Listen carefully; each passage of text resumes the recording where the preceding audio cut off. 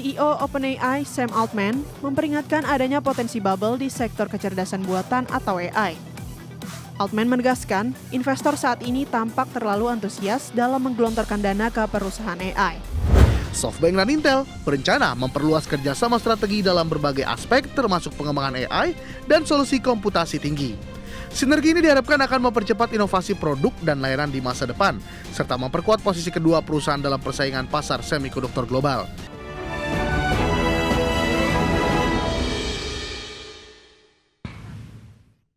Masih di Prime Market Highlight, pemirsa.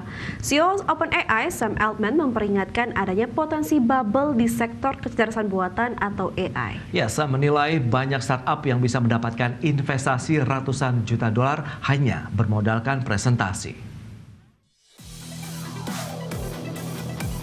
CEO OpenAI Sam Altman memperingatkan adanya potensi bubble di sektor kecerdasan buatan atau AI. Altman menegaskan, investor saat ini tampak terlalu antusias dalam menggelontorkan dana ke perusahaan AI. Kondisi ini dikhawatirkan dapat memicu ketidakseimbangan layaknya gelembung teknologi di masa lalu.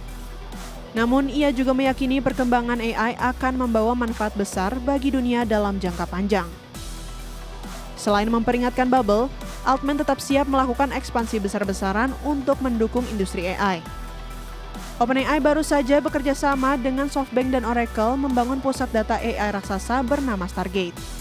Proyek dengan nilai triliunan dolar AS itu disebut sebagai salah satu infrastruktur AI terbesar yang pernah ada.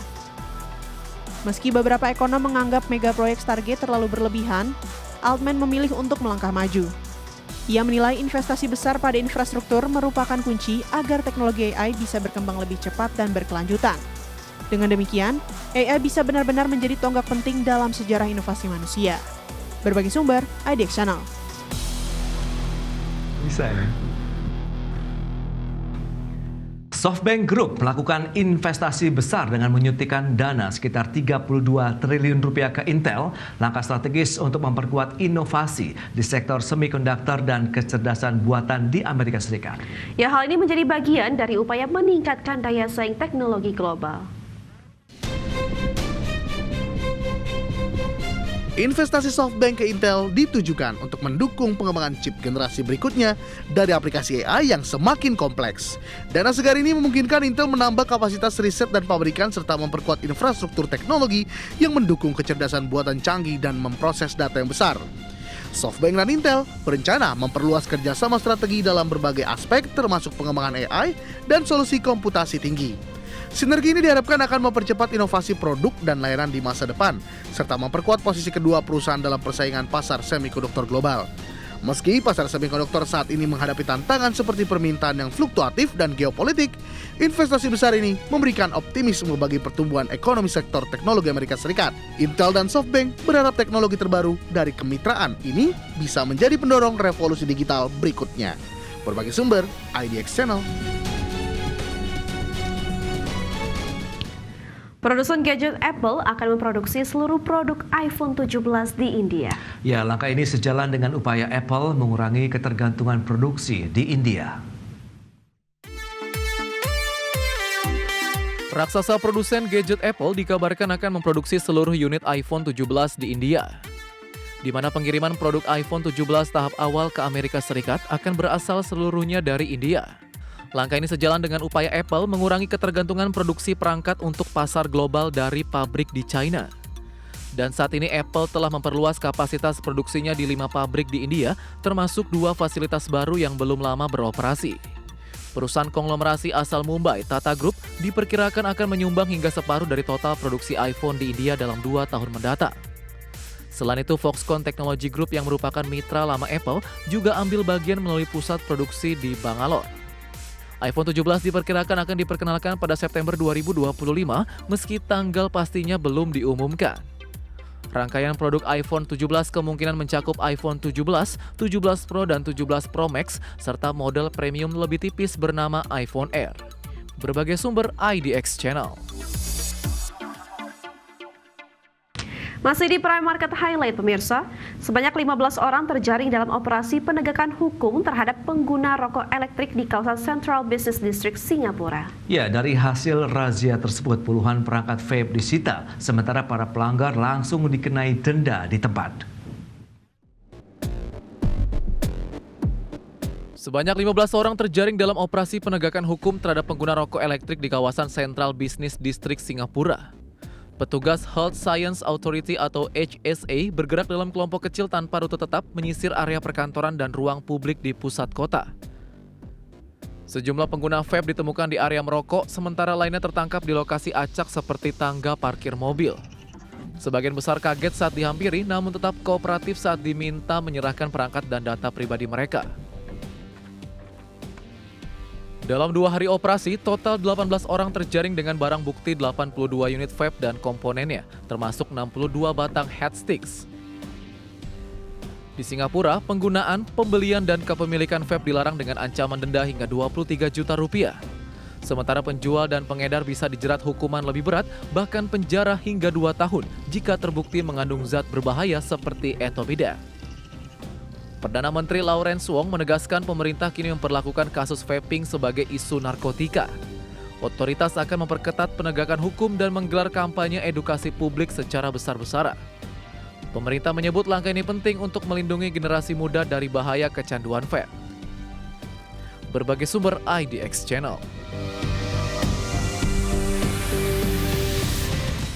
Ya, pemirsa, SpaceX resmi mengakhiri investigasi kecelakaan pada uji terbang Starship ke-9 yang sempat menjadi perhatian dunia. Ya, proses ini membawa hasil penting bagi pengembangan program luar angkasa perusahaan.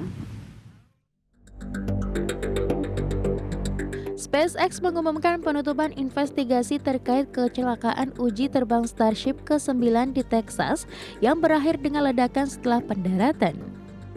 Meski terjadi kegagalan, uji tersebut memberikan data penting bagi pemahaman teknologi dan keselamatan penerbangan Starship. Dari hasil penyelidikan diketahui bahwa kegagalan pada sistem pendaratan dan pengendalian tekanan tangki bahan bakar menjadi faktor utama penyebab kecelakaan. SpaceX langsung melakukan perbaikan pada bagian tersebut untuk mencegah insiden serupa di masa depan. Meski beberapa uji terbang berakhir tidak sempurna, setiap percobaan penting untuk meningkatkan kemampuan Starship yang dirancang untuk misi luar angkasa antar planet termasuk misi ke bulan dan Mars. SpaceX sedang mempersiapkan tahap uji terbang berikutnya dengan perbaikan teknis untuk memastikan keberhasilan misi dan memajukan eksplorasi ruang angkasa masa depan. Dengan berakhirnya investigasi ini, SpaceX semakin memantapkan langkahnya dalam pengembangan teknologi Starship. Berbagai sumber, IDX Channel. Perusahaan asal China memperkenalkan inovasi penyimpanan data terbaru berupa SSD mini yang ukurannya seukuran kartu micro SD. Ya, teknologi ini menjanjikan kecepatan tinggi dan desain ultra kompak untuk berbagai perangkat. Perusahaan penyimpanan data asal China BWin resmi meluncurkan mini SSD berukuran hanya 15 mm x 17 mm x 1,4 mm. Hampir seukuran kuku jari dan sedikit lebih besar dari kartu micro SD. Produk ini hadir sebagai solusi penyimpan ultra compact yang bisa menggantikan micro SD dengan performa jauh lebih tinggi.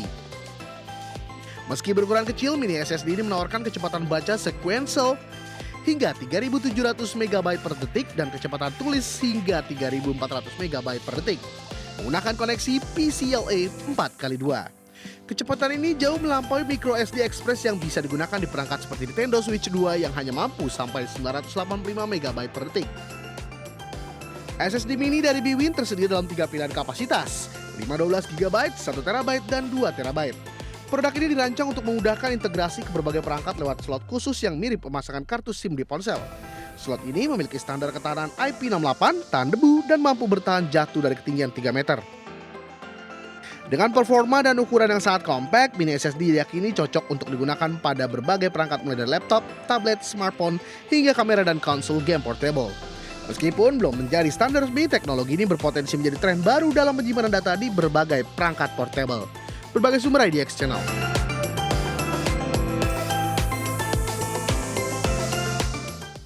Dan pemirsa, 60 menit sudah kami menemani Anda dalam Prime Market Highlights. Ya, tetap perbarui terus informasi Anda hanya di ID Channel, your trustworthy and comprehensive investment reference. Saya Prasetyo Wibowo dan rekan saya. Saya Vina Munawar, terima kasih dan Sampai jumpa.